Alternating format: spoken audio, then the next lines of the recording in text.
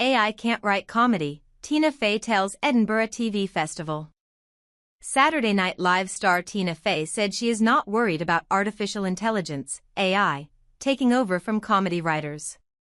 AI can do all sorts of other terrifying things, like writing music, but so far, it's unable to be funny, she told the audience on the last day of the Edinburgh TV Festival. The American actress and comedian broke into comedy as part of the Chicago-based improvisational comedy group The Second City, before going on to star in the NBC sketch comedy show. One of her most famous roles was as U.S. vice presidential nominee Sarah Palin in the run-up to the 2008 election. At the time she had left the show but was asked to return. Fey said, "I wasn't sure. I know I looked a little like her, but I also knew someone like Kristen Wiig could have done with ease. But for 6 weeks, it made her famous." She added, "So many people watched it and recognized me. They'd come up to me in the street. A French newspaper even ran a picture of me and Amy Poehler as Hillary Clinton, thinking we were the real people." At the end of it all, it started to get a little scary, and then it peaked when Sarah Palin appeared on the show. In April it was announced that the UK would launch its own version of the long-running sketch show, produced by the US show's creator Lorne Michaels.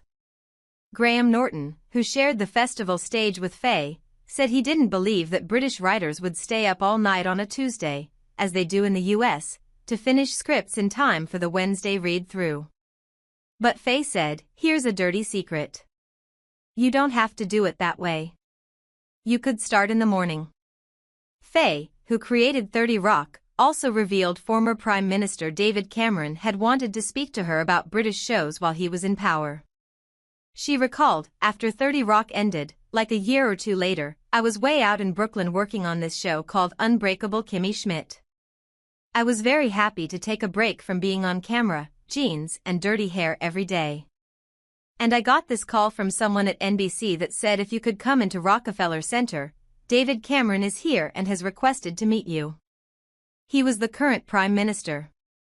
Turned out all it was he wanted to meet me and say hi. Fey said Cameron invited her to the UK but she didn't take up the offer. She continued, "He was like, would you ever be willing to come and meet with some of our incredibly talented British show writers? I think that our television that we make is one of our greatest exports, it's something we do beautifully, and could you convince them to make hundreds of episodes?" And I was like, I cannot, because we all want to do it the way they do it, be Ricky Gervais and be like, remember that time I made 12 half hours. That's the lifestyle.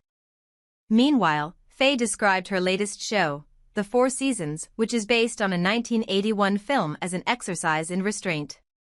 She added, "I had to keep saying to the other writers, when a character meets another person, they have to be normal, not outrageous." The second season of the show is now in production and she said her own experience of midlife offered her plenty of ideas.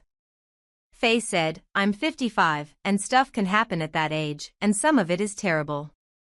She also told the festival how she grew up with British television classics like Monty Python and Benny Hill.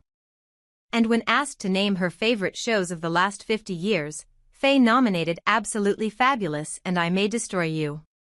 The comedian was asked for her favorite Scottish film by a member of the audience and, despite this being her first visit to the country, confidently answered Local Hero.